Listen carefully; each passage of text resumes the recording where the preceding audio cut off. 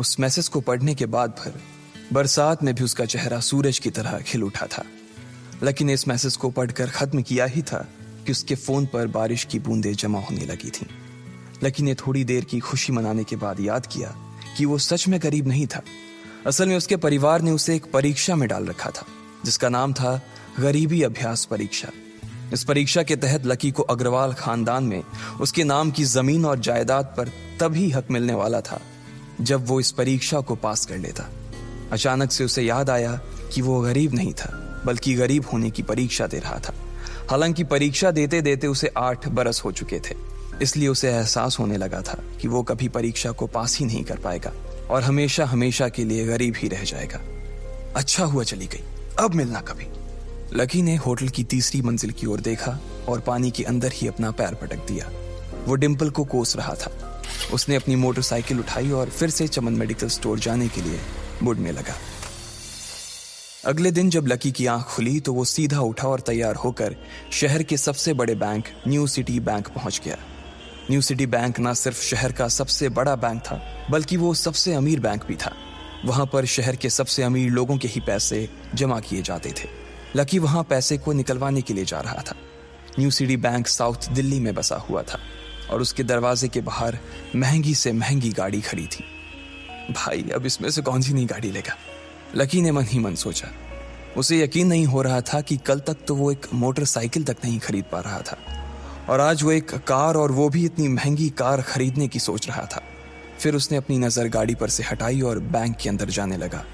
उसने देखा कि बाहर बहुत भीड़ थी और महंगे से महंगे कपड़े पहने लोग बैंक के अंदर जा रहे थे।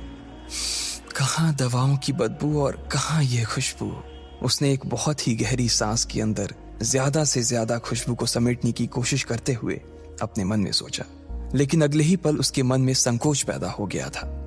रातों रात लकी की किस्मत तो बदल गई थी, लेकिन उसके कपड़े नहीं बदल पाए थे। इतने बड़े बैंक में वो वही कपड़े पहनकर आ गया था जो वो अक्सर अपने काम पर पहनकर जाता था।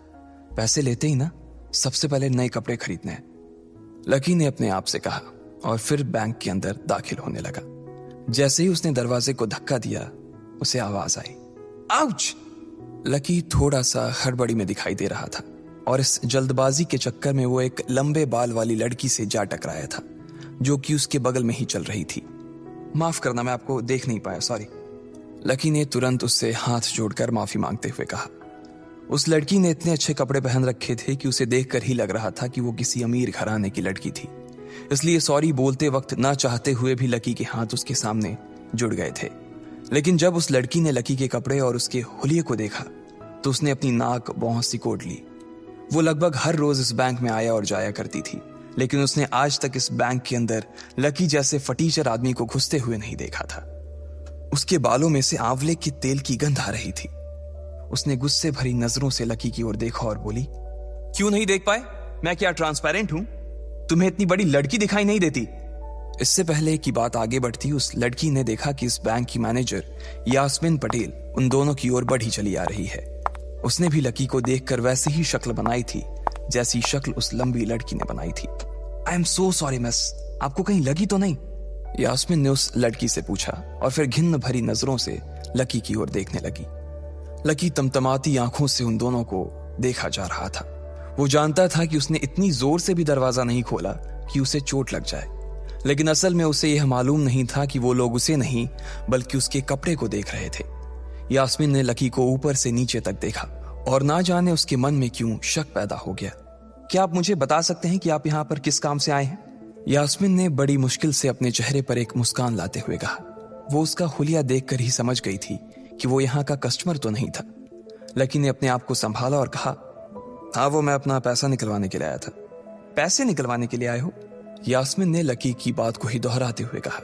वैसे तो वो लकी की बात पर जोर से हंसना चाहती थी, लेकिन उसने अपने आप को थोड़ा सा काबू में कर लिया था। लकी की बात सुनकर उसे लग रहा था कि वो कोई पागल था जो यहाँ जबरदस्ती घुसा चला आ रहा था।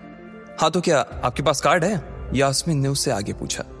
न्यू सिटी बैंक का कार्ड हासिल करना एक बहुत ही मुश्किल भरा काम था। अगर किसी को भी उस बैंक का कार्ड लेना था तो सबसे पहले उस आदमी को अपने खाते में कम से कम 5 लाख रुपए जमा करवा कर रखने पड़ते थे, तब जाकर उसे कहीं कार्ड मिलता था।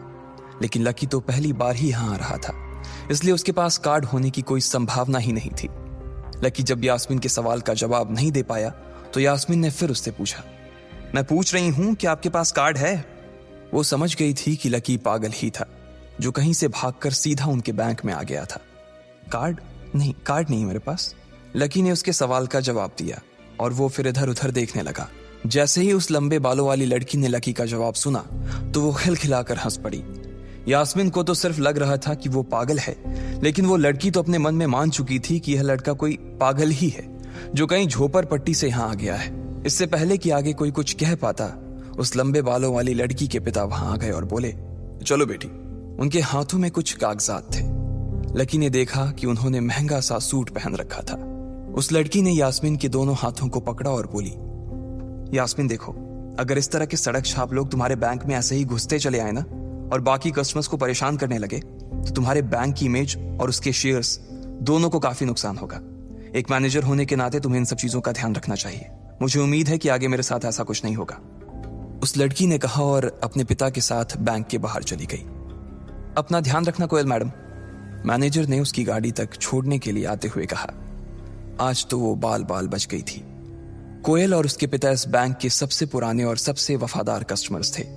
अगर आज यास्मीन उन्हें नाराज कर देती और वो उसके बैंक से अपना खाता बंद करवा देते तो शायद यास्मीन की नौकरी तक जा सकती थी। और यह सब हो रहा था उस पागल लकी की वजह से। इसे जल्द से जल्द यहां से भगाना पड़ेगा, यास्मीन ने अपने आप से कहा और फिर बैंक के अंदर आने लगी।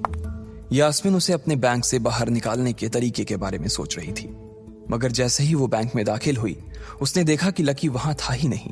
अरे अब ये कहां चला गया, उसने अपने आप से पूछा। वो इधर उधर देखने लगी लेकिन लकी वहां भी नहीं था। यास्मीन को अच्छे से पता था कि वो उसके सामने तो बाहर नहीं निकला था, इसका मतलब था कि वो बैंक के अंदर ही था, लेकिन यास्मीन उसे ढूंढ नहीं पा रही थी। कुछ देर तक बैंक के सारे कोनों को देख लेने के बाद यास्मीन को लगा कि शायद लकी यहां बहुत ही असहज महसूस कर रहा होगा और जब वो कोयल को दरवाजे पर छोड़ने के लिए आई तब उसके पीछे पीछे वो भी निकल गया होगा। चलो जान बची, यास्मीन ने अपने आप से कहा और अपने केबिन में आकर बैठ गई। जैसे ही उसने आज के दिन की पहली फाइल उठाई थी उसे किसी एक की झलक दिखी। ये कोई और नहीं बल्कि लकी ही था।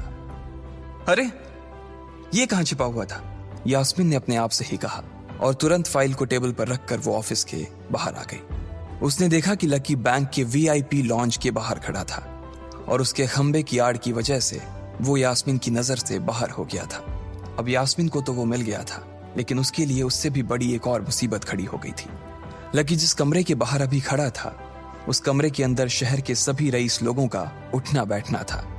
बैंक के सिलसिले में या फिर किसी दूसरे काम के सिलसिले में वो सभी लोग यहीं आकर बात किया करते थे। उस कमरे के अंदर जो लोग बैठे थे उन सबके करोड़ों रुपए इस बैंक के खाते में जमा थे। अब अगर ऐसे में लकी वहां घुस जाता तो सब लोग मिलकर यास्मीन की गर्दन पर चढ़ जाते। रुको, जहां हो वहीं खड़े रहो, यास्मीन जोर से और साथ ही गुस्से से चिल्लाई। बाकी के लोग जो वहां खड़े थे वो यास्मीन की ये चीख सुनकर डर गए थे। कुछ लोगों को उसकी इतनी जोर से आवाज करने की वजह से गुस्सा भी आ गया था और यास्मीन सबसे मुस्कुराते हुए माफी मांगकर आगे बढ़ती जा रही थी।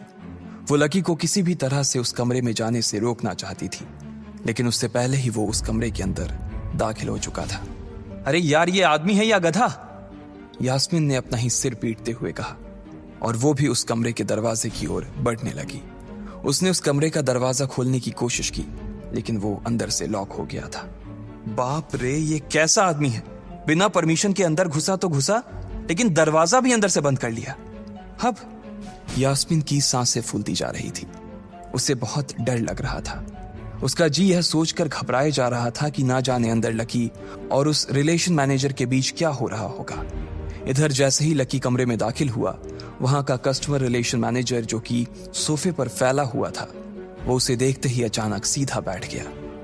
हेलो सर, कैसे हैं आप? उसके मुंह से बिना लकी को देखते हुए ये शब्द निकले। उसे याद था कि इस कमरे में कुछ खास लोग ही आते थे और जो भी आते थे यास्मीन उनके आने की खबर उसे पहले ही दे देती थी, लेकिन इस वक्त जो आदमी उसके सामने खड़ा था उसे देखते ही वो अपनी जगह पर जम गया था।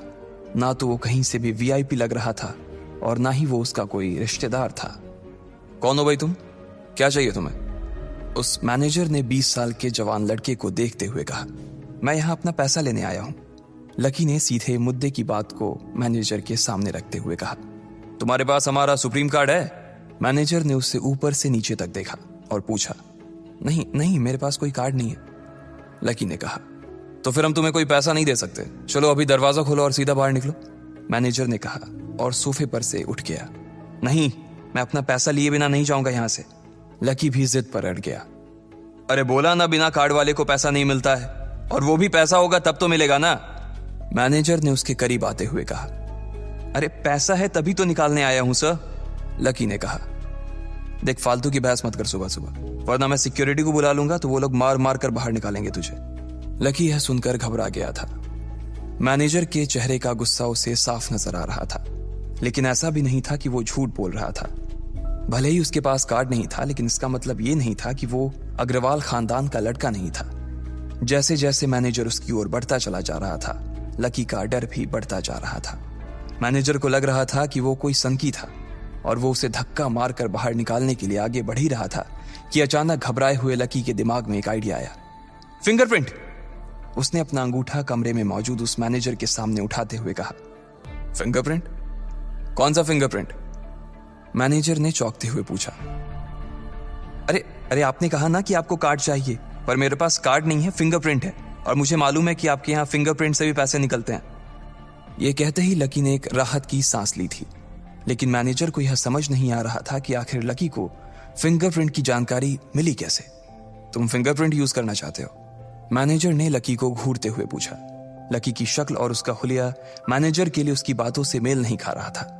हाँ, मैं फिंगरप्रिंट यूज करना चाहता हूं सर, लकी ने सीना चौड़ा करते हुए कहा। उसे इस तरह देख तो मैनेजर और भी कंफ्यूज हो गया था। मैनेजर ने सोचा कि उसे एक चांस देना चाहिए, इसलिए उसने लकी को फिंगरप्रिंट इस्तेमाल करने की इजाजत दे दी थी। वो अपनी टेबल के पास गया और उसके दराज में फिंगरप्रिंट वाली मशीन ढूंढने लगा। 2-3 ड्रॉर में झांकने के बाद आखिरकार उसे वो मशीन मिल गई थी।